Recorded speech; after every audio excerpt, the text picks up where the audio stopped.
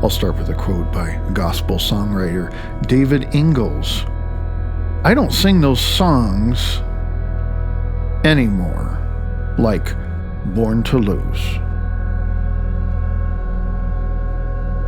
If you have heard enough motivational talks and related sermons, you have probably heard this tattoo story. Here's an excerpt. Norman entered the shop and asked the Chinese man, "Does anyone actually have Born to Lose tattooed into his flesh?" "Yes, some," the man answered, but then, tapping his head, he added in broken English, "Before tattoo on chest, tattoo on mind." There are actually still are people who pay good money for a tattoo that says "Born to Lose." Is it fatalism? Is it just low self-esteem? I think it's a sort of mantra that a runt of society develops over a period of time because of their circumstances. But what about the concept of bad luck? Is there any science to it? Although there is some science, some pseudoscience, and perhaps some metaphysics thrown in concerning things like the law of attraction, I think there is a sociological definition that suits this better, although I happen to believe in the law of attraction, whether we attract positive or negative stuff. If someone keeps saying something, acting on something, thinking about something, and ultimately tattooing something on that same something, it's likely to attract those same things. We get that. However, a tattoo like that, in my opinion, can be considered a sort of rash that has developed based on an internal issue. The issue in this context is that someone has already been branded as a runt in society. This person, no matter what they do, will always end up at the bottom of every social system they are a part of. Never getting promoted, never getting recognized, and quite often never getting laid. Did they suffer a psychic attack from a voodoo priest? They may have contributed somewhat to all the bad luck.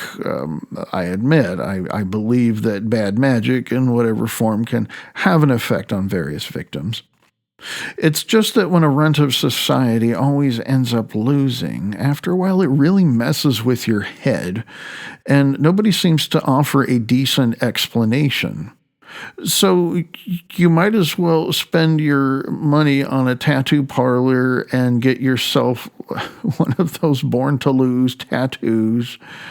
And if you offer them some more cash, you should get the design with the pair of dice that rolled snake eyes.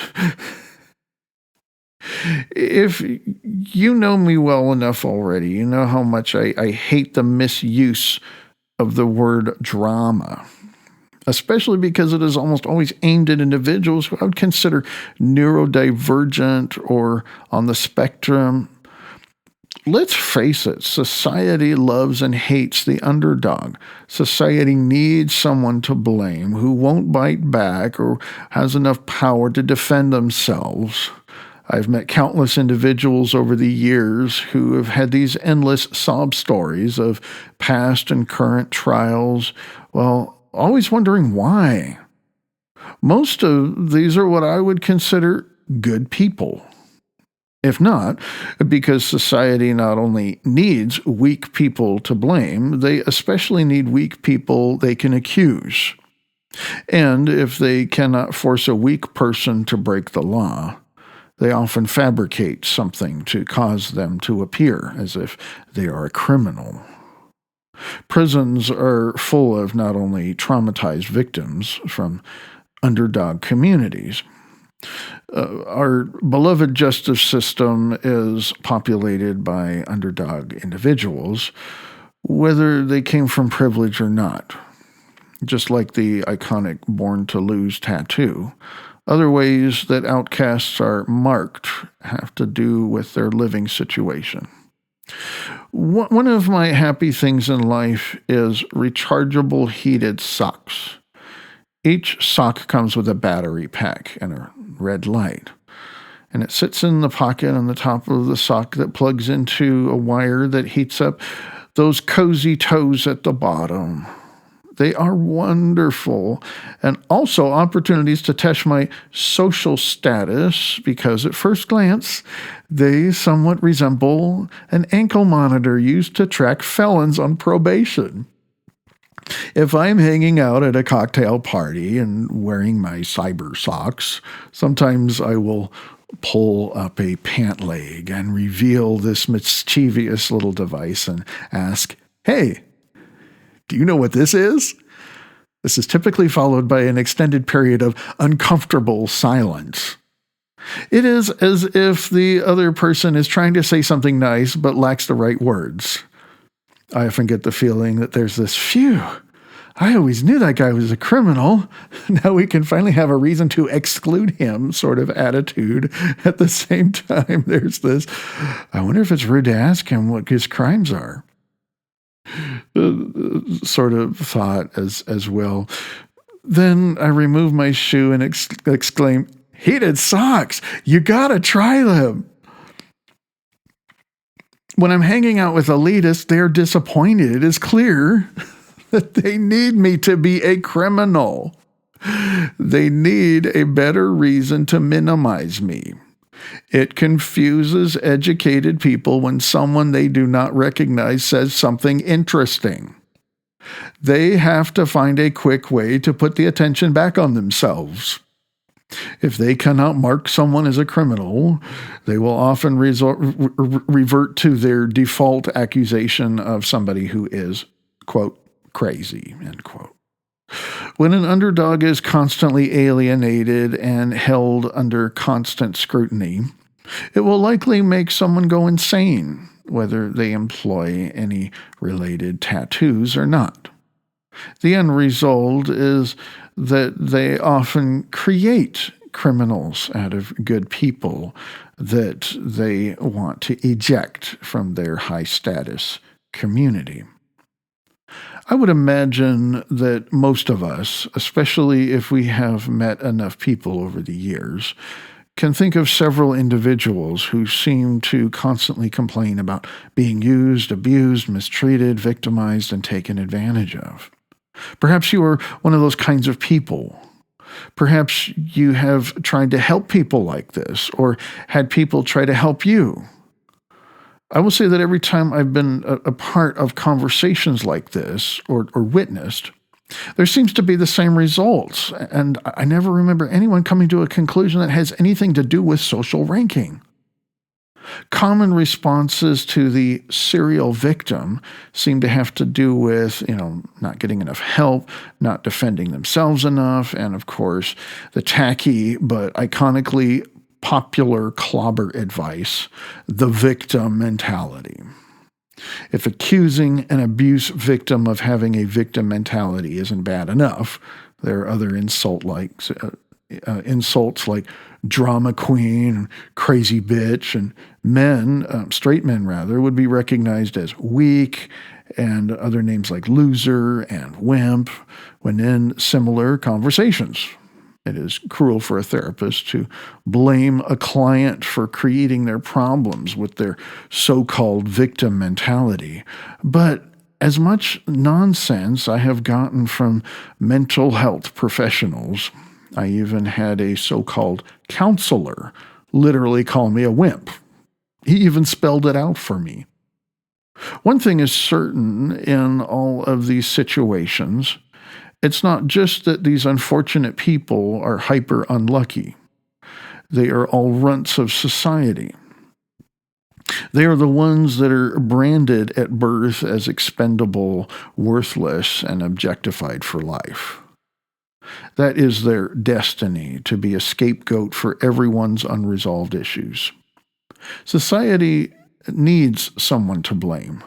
Every family has much of the mental health industry refers to as the symptom bearer.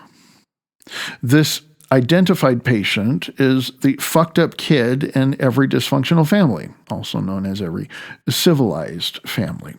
That, on the surface, looks perfect except for that problem child that everyone tries not only to fix, they need her or him to remain weak and broken to maintain their role. Unless this role is somehow changed, the symptom bearer will remain playing that role in every community they try to function in throughout the rest of their adult life. The answer to these born losers has little to nothing to do with them taking all of this useless advice from their leaders, considering the fact that their leaders need the runts to stay runts and not be empowered. They need the weak and sick to remain weak and sick.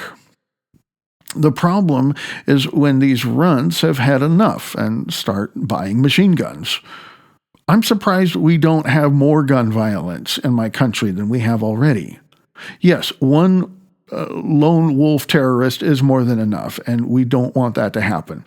It's just when I meet so many people who have been treated so unfairly, and I'm amazed at how many people actually do not respond with violent crime. The main reason, I believe, is that those who have been demoted to the bottom of society know what it's like to be hurt more than those closer to the top. If I have suffered this much hurt, then why would I wish that on others? In my experience, those further at the top of society and at the top of even underdog communities are way more prone to lose their conscience in the process and vice versa. Likewise, many lose their conscience because they fight their way to the top by hurting others.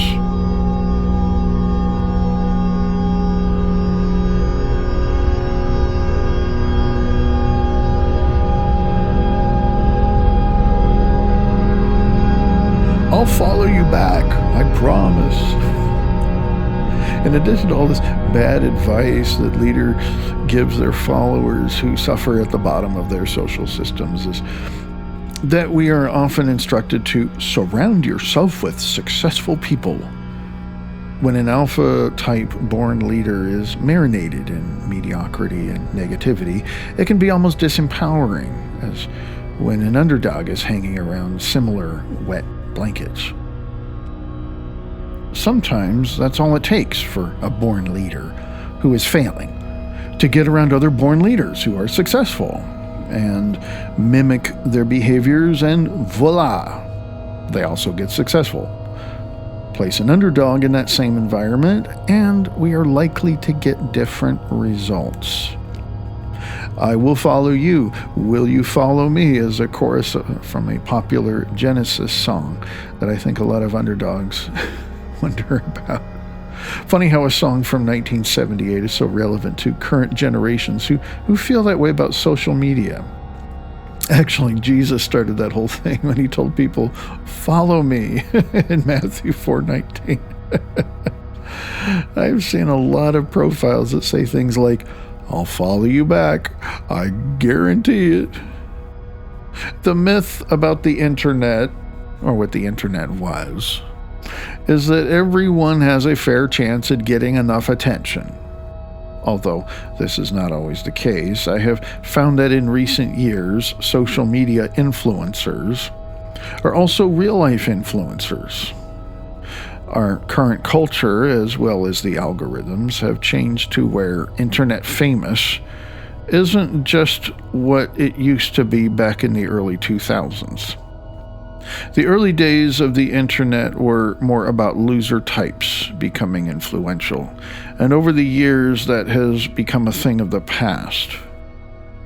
When I see a social media account that has a significantly disproportionate leader-to-follow ratio, I'm confident that I am witnessing an alpha type. Alphas own social media companies, and since alphas enable other alphas, that's why alphas are only more likely to become influencers.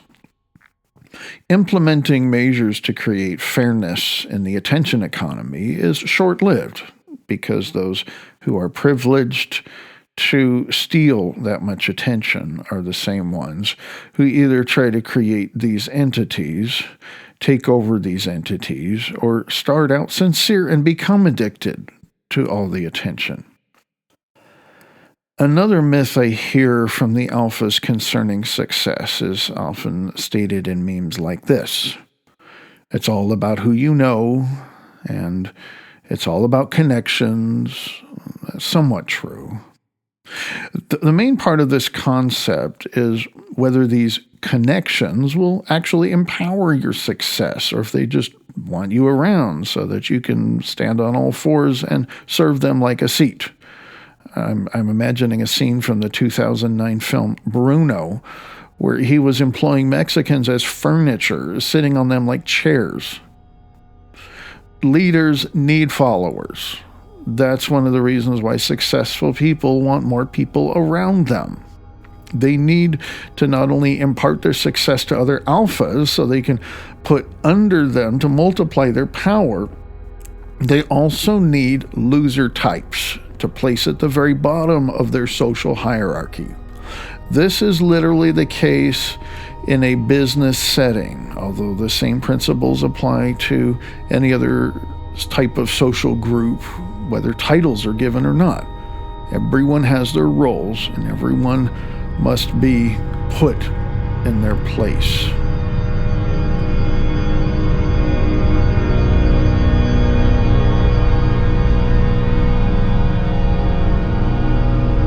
Pills, lots of pills. This gets ugly when somebody gets out of place. I'm one of those people, at least in recent years. In a lot of ways, my life was a lot better when I remained in my place, but it required a lot of pills. Some underdogs who are not allowed to contribute their exceptional abilities can cope for a long time being overlooked, overshadowed, and ignored, as long as they have some kind of mental health insurance plan that offers enough emotional Novocaine and pep talks for them not to cut themselves. In addition, get them hooked on benzos. It only takes a matter of days to be chemically addicted to those kinds of socially accepted drugs. I also know that from experience. And give them a hobby, as long as they do it in a dark corner so as not to be seen. Surround yourself with successful people. Knock yourself out. Winners need losers to follow them around and make them feel more successful. That's what happens when you put an underdog with alphas. Alphas do not want to change underdogs into alphas. They need their underdogs. Alphas need alphas who have not utilized their privileges yet in order to train them to be better at what they were already born leaders. Success stories from vocational programs make me cringe. Every time I see testimonies from these wonderful rackets, I notice one common denominator. They always handpick the alpha types to empower and feature and fund. Some of them offer funding to everyone, and thus, set up most of them to fail, but to fail with some wasted money. Others only fund those who are already successful, just to make them look like they are doing something right. I have been involved with these kinds of programs and organizations, and it was the same outcome, no matter which form they took. Commercial, government-funded, religious, or charity. Every kind of business development sham had the same results for everyone I witnessed. One particular motivational lesson I was listening to recently mentioned how many dropouts their program had.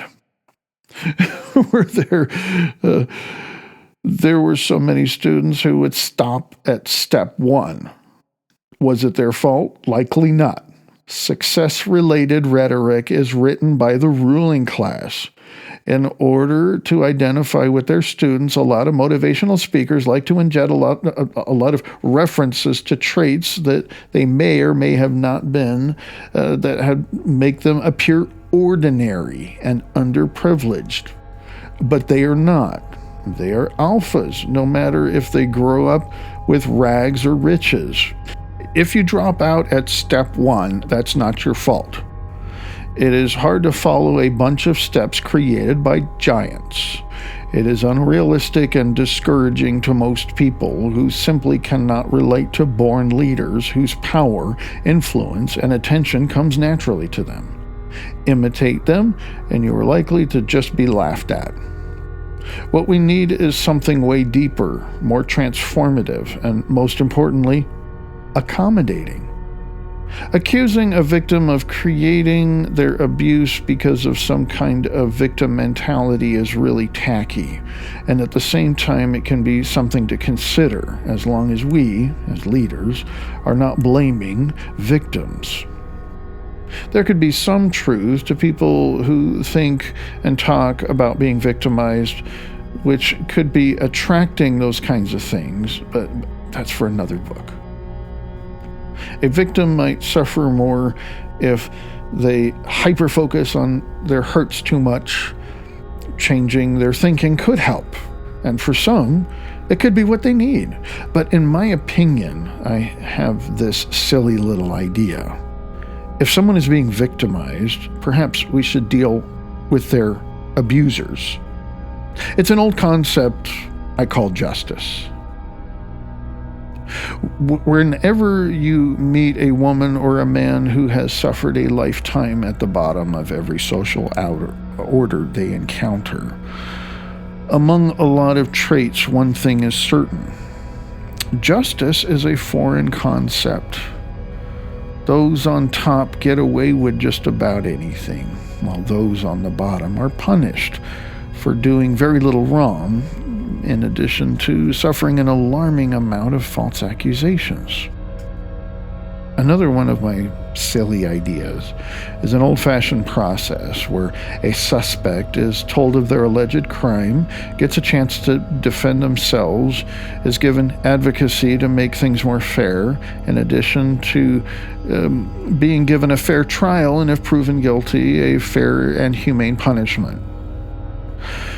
Although that might seem like something we claim to experience in modern society, it's actually something that we see on television and those more at the top of society.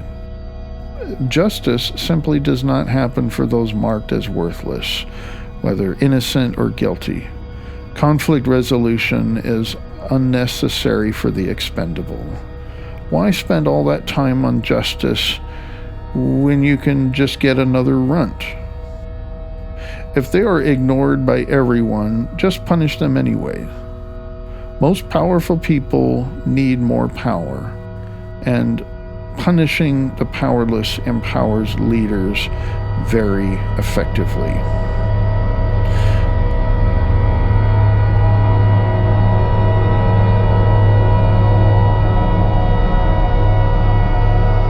I am not a success guru, but rather I am an expert on failure and how not to do it. And now a quote from a Michael Nesmith song here from Daily Nightly by the Monkees.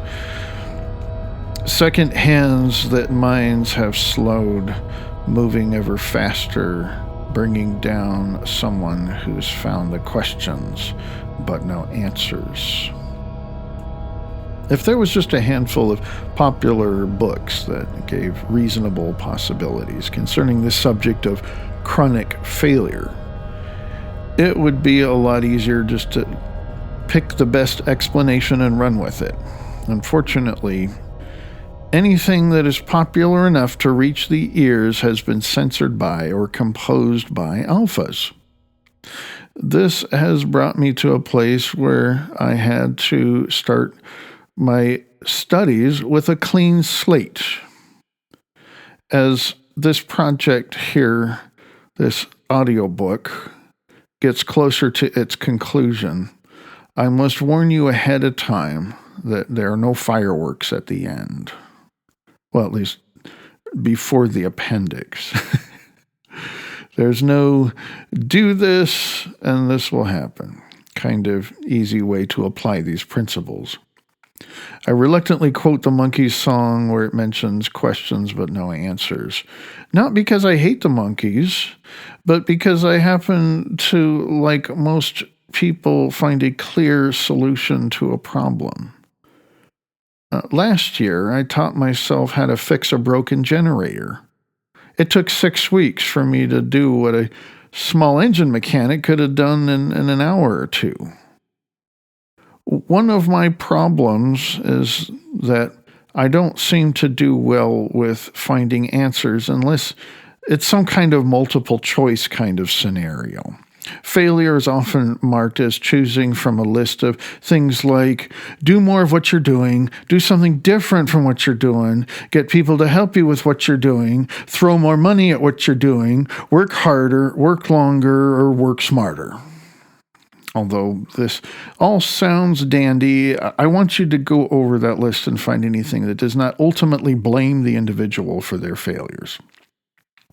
It would be funny to ask a life coach or some other fabulous fraud whether there could be environmental, cultural, and biological hindrances to your success.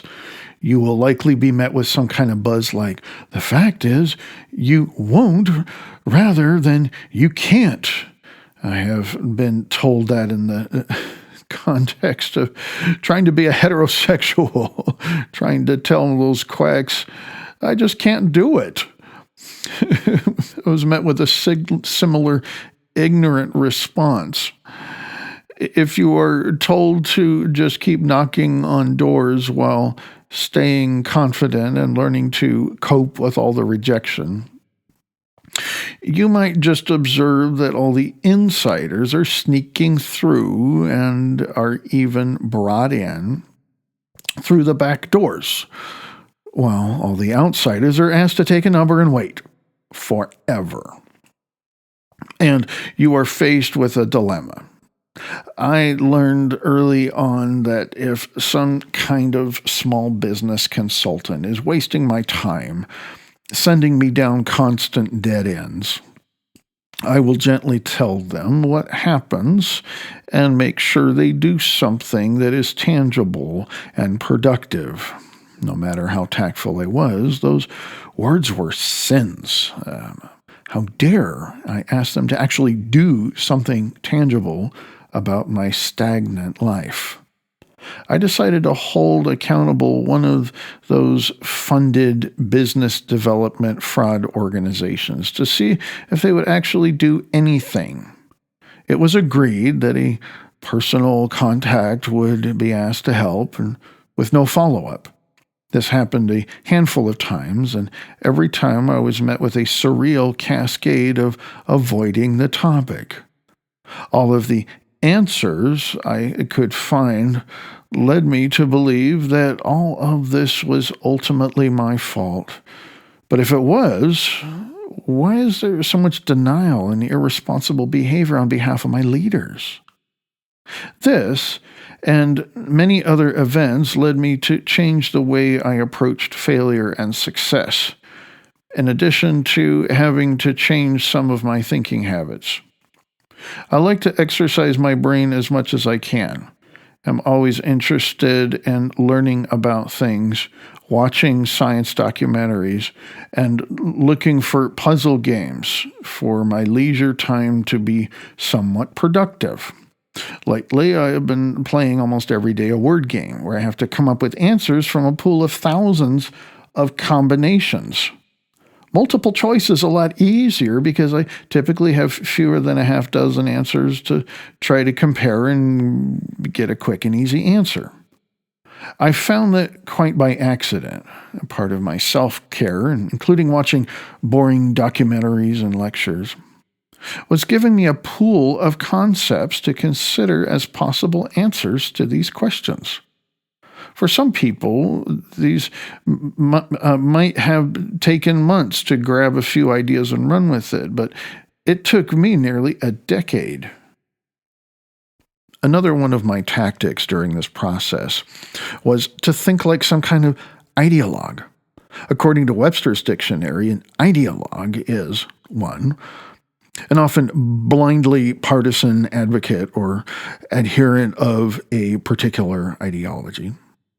2, an impractical idealist, theorist.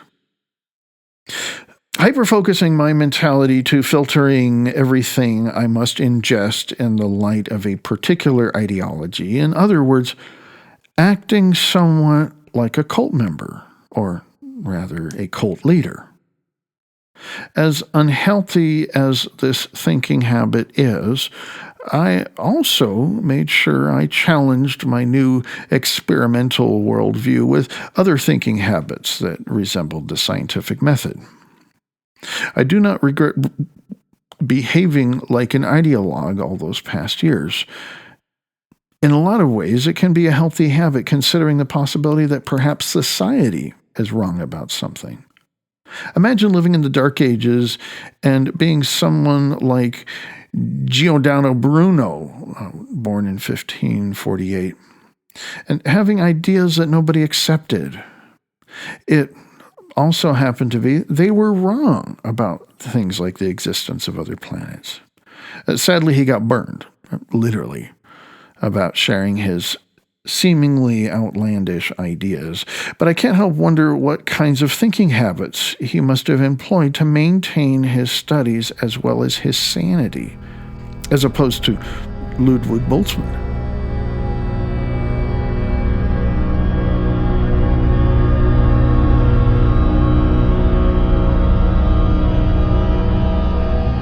Jesus, Bigfoot, Elvis, and Little Green Men.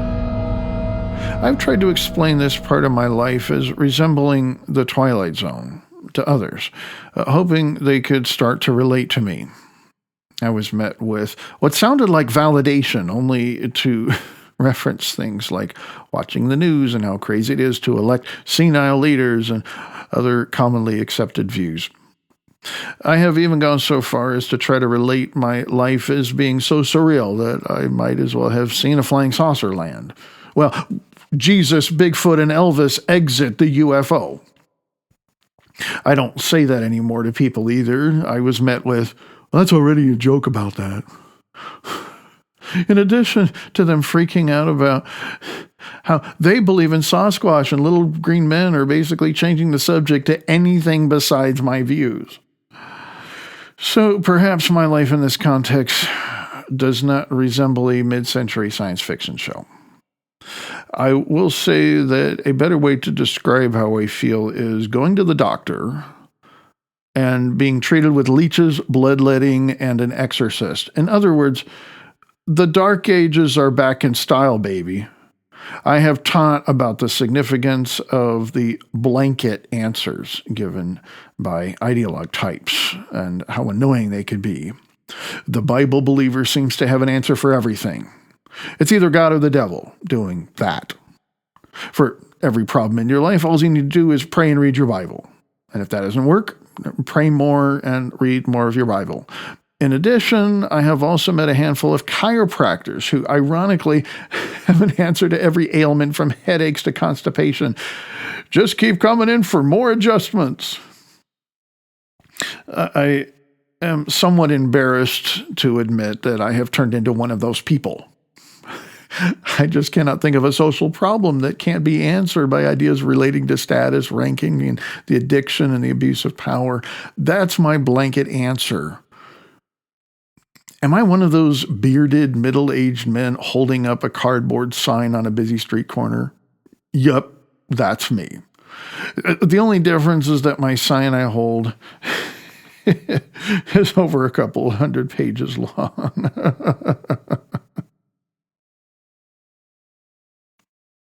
I journal regularly. Since typing is so painful at this time in my life, and my ability to focus and slow my pace to regularly engage in handwritten journals is also quite limited, I have found that using some kind of voice notes app on my smartphone has not only been my diary, it's been my invisible life coach. Whenever I find myself stuck and feeling like I'm screaming at a wall that isn't moving, I always seem to refer back to my findings concerning these concepts. I regularly associate with both alphas and underdogs. Although the alphas love to complain about their apparent lack of power, there is always someone over them doing something irresponsible to make them somewhat miserable and overall feel frustrated. In addition, the underdog types are always more graphic because those above them are abusing their power and not just making them miserable, they're putting their lives at risk. They're just stupid seems to be the most common blanket answer to folks that not only suffer at the top of society, but also for those who suffer at the bottom. My question has been to them, if they're so stupid, how did they get to be in those places of power? That's when those conversations end. How about them Lakers? The best possible explanation is that society values power over virtue that would enable someone to be put in a place of authority and remain there. So, why don't we just remove all the stupid power addicts from their positions and replace them with smarter and more qualified people? In addition, maybe considering people that may possess an ounce of compassion, a little empathy, and perhaps a little something more deplorable. People who create new ideas. That would be a hot mess. Every institution would be at war, paperwork flying through the walls of what was once a peaceful office. Fax machines literally spontaneously combust. Inkjet cartridges exploding red ink on your new dress. It will be a travesty. Even if these underdogs get promoted above their alphas without any change of salary, that would just be another transfer of power. That would be enough to cause a riot. Worse than Walmart on Black Friday, Stonewall, and the Rite of Spring premiere put together. This is another question without answer. How can a status-obsessed society transition into a fair and just use of power? If laws somehow mandated it, they would find a way around them, as they always have. Heck, just last week, I met people who told me they can buy booze with food stamps, their EBT card. Let's all suddenly put all the most qualified, experienced, humble, intelligent, compassionate, and creative people in every place of influence and every kind of entity, including social media influencers, and there'll be peace on earth. No. The immediate result would resemble how dogs sometimes defend their position and territory. Basically, you would witness, in addition to paperwork constantly flying through the air around the office, exploding printers, etc., etc., alpha people constantly pissing everywhere, barking at everyone, and biting, lot of bloody biting.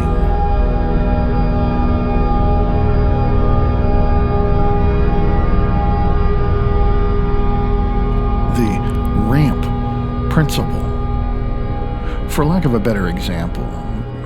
Because born leaders have a natural ability to gain and maintain power. Those who don't possess those abilities can be viewed as handicapped. I don't mind.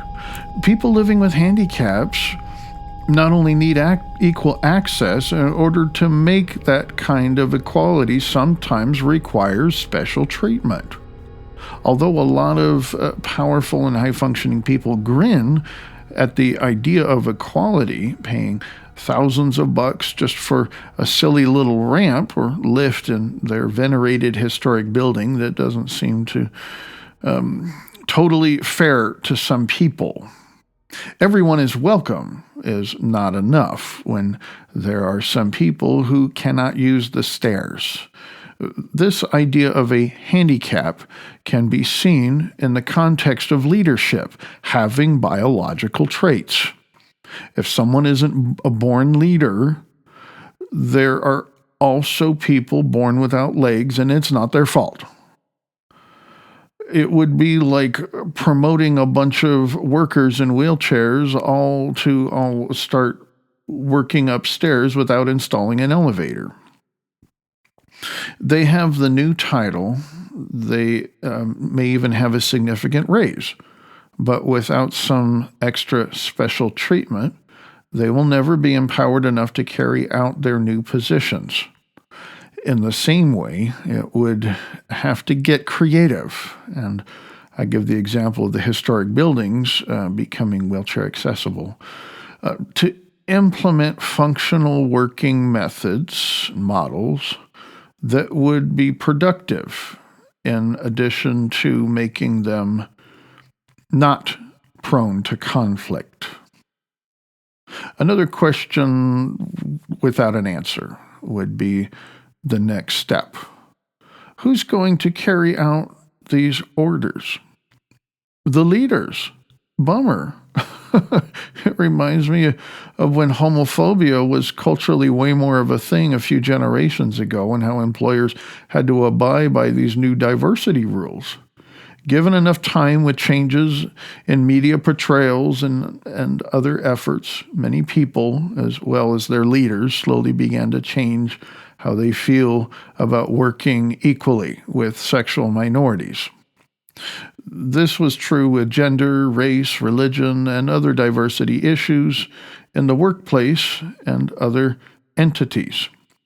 My hope that in the future, we will come up with compassionate and meaningful terms, especially better than referring to everyone else as dogs, like I do, to identify those more disadvantaged in their ability to operate and maintain in places of power. Underdog types placed in high positions may have less ability to get regular compliance from those under them. They will likely be more prone to stress-related conditions. Because of the tests done on different ranking baboons, getting a top monkey to trade places with a bottom monkey could be hazardous, especially to the one being promoted. They are going to require some strategic and intentional support in addition to making sure it is consistent and regularly enforced. Several years ago, you might have heard your boss referred to that new guy in the next cubicle as someone who are not supposed to call a faggot anymore. He's protected with some special effort in order to keep him safe. That lady across the hall isn't a cripple either. They're to be treated with respect and equality. I wonder if in the future the same efforts will be applied not only to underdog types, but especially when they are promoted to places of authority. Imagine in the future you are working in an office and you have a qualified, experienced, humble, intelligent, compassionate, and creative boss who also happens to be an alpha type. In addition, there's another assistant manager with the same amount of authority who has the same admirable qualities, except no alpha traits. If you want a raise or something like that, there would be a tendency to try to approach the underdog boss instead of the alpha dog boss. If there was any kind of coercion observed, that would be an opportunity to cite some kind of mistreatment of a vulnerable leader. Actions like that might be considered almost as bad as hate speech or other forms of mistreatment of underprivileged workers. When non-born leaders do get placed in places of power without the support of others, they will likely be eaten alive. Just ask those who have ever tried to be school teachers or dog trainers. Children, animals, and others often respond to displays of power. Although I never pissed in a classroom, when I was a teacher and a school bus driver, I did have to reluctantly make a display of my power and sadly continue to make more of these displays in order to create order and productivity. An example of this would be a stereotypical drill sergeant giving an orientation for new recruits beginning basic training. In the film Life of Pi, P.I., the protagonist not only urinated on part of the lifeboat to claim his territory from the tiger, he fortified his efforts with a makeshift apron, yelling, and other aggressive gestures. Although obviously a fictional story, it was an example of how hard it can be to transfer or claim power. I noticed that if I had a busload or classroom full of kids, unless I happened to be leading a respectful group, I had to stand my ground at first and maintain those gestures or face a chaotic group that would get too out of control.